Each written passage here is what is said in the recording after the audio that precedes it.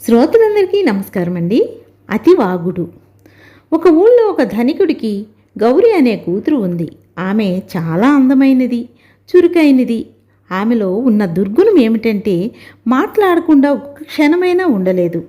అతివాగుడు అనర్థదాయకమని తల్లి ఎంత చెప్పినా గౌరికి తలకెక్కలేదు. ఆమె ఉద్దేశంలో ఎక్కువగా మాట్లాడడం ఒక గొప్ప కళ, చెడ్డ అలవాటు కానే కాదు. పెళ్లి చేసుకుని భర్త వెంట వెళ్ళిపోయిన తర్వాత కూడా ఆమె తన అలవాటు మానుకునే అవసరం కలగలేదు. ఎందుకంటే ఆమె పొరుగున ఆమె వంటివారే మరీ నలుగురున్నారు.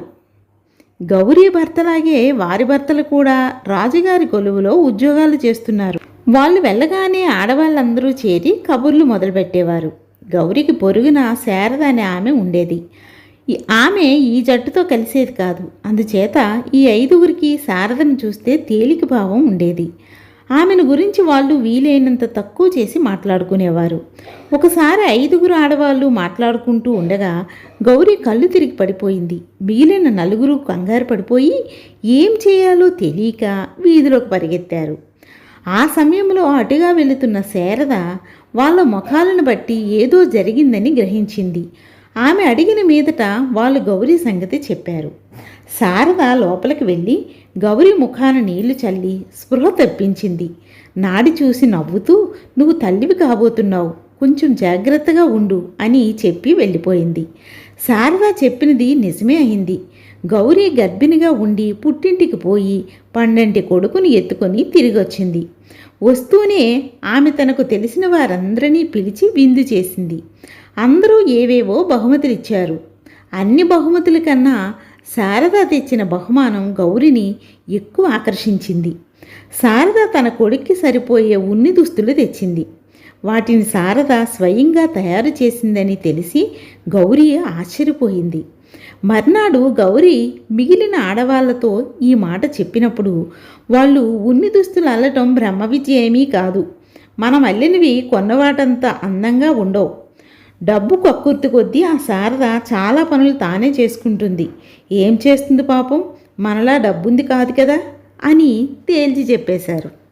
శారద పొదుపరి అన్న సంగతి గౌరీ గుర్తించింది.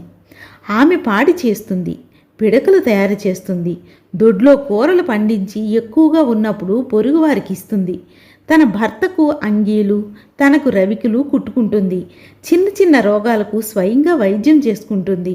ఇలా ఉండగా గౌరికి ఆమె భర్త ఒక రహస్యం చెప్పాడు.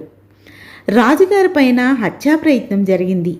ఈ పరమ రహస్యం తనకు తెలిసినందుకు గర్వపడుతూ గౌరీ భర్త దాన్ని ఎవ్వరికీ చెప్పవద్దని భార్యని హెచ్చరించాడు. అయితే ఈ రహస్యం గౌరీ నోట 2 రోజులైనా దాగలేదు. 3వ నాడు ఆమె ఈ రహస్యాన్ని తన స్నేహితురాళ్లకు చెప్పి దాన్ని మరెవరికీ చెప్పవద్దని కోరింది. అదే షరతు మీద వాళ్ళు మరికొంతమందికి ఆ రహస్యాన్ని చెప్పేశారు. 4 రోజులు తిరగకుండానే ఆ రహస్యం నగరమంతా పాకిపోయింది. 5వ రోజు రాజభటులు గౌరీ భర్తను తీసుకుపోయి కారాగృహంలో పెట్టారు. గౌరీ లబోదిబోమంటూ ఏడ్చింది. అందువల్ల ప్రయోజనం లేకపోయింది. ఆమె భర్త రాజుగారి ఆగ్రహానికి పాత్రుడయ్యేసరికి అందరూ ఆమెను చూడరావటానికే భయపడ్డారు. అయితే ఈ సంగతి తెలియగానే శారద గౌరిని చూడవచ్చి తాను చేతనైన సహాయం చేస్తానని హామీ ఇచ్చి గౌరికి కాస్త ధైర్యం ఇచ్చింది. ఆమె తన ఇంటికి వెళ్ళి తన భర్తతో జరిగినదంతా చెప్పి గౌరీ భర్తను కాపాడేటందుకు ఒక మార్గం కూడా సూచించింది. శారద భర్త రాజును చూడబోయాడు. రాజు తన రహస్యం బయటపడినందుకు చాలా కోపంగా ఉన్నాడు.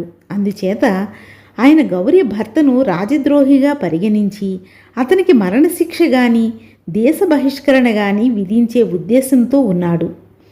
శారద భర్తను చూడగానే రాజు ఏమిటి పని అని చిరాకుగా అడిగాడు.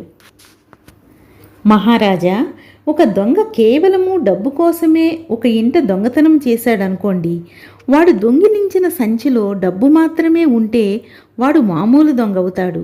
అందులో రహస్య రాజకీయ పత్రాలు కూడా ఉంటే రాజద్రోహి అవుతాడు. నిజం ఎలా తెలుసుకోవడం అని శారద భర్త అడిగాడు.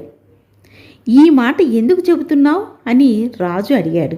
మీరు రాజద్రోహి అనుకునే వ్యక్తి నిజంగా రాజద్రోహి కాదు. అతను తన భార్యను నమ్మి రహస్యం చెప్పాడు. ఆమెకు అతిగా మాట్లాడే అలవాటు ఉండటం వల్ల ఆ రహస్యాన్ని దాచలేకపోయింది అన్నాడు శారద భర్త. నేను నమ్మను. ఎంత అతిగా మాట్లాడేవారైనా రహస్యాన్ని దాచలేకపోరు అన్నాడు రాజు.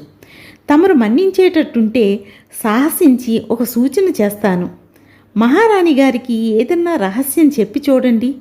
మీరు పరీక్ష చేస్తున్నట్లు ఎవరికీ తెలియనివ్వక 4 రోజులు వేచి చూడండి అన్నాడు శారద భర్త.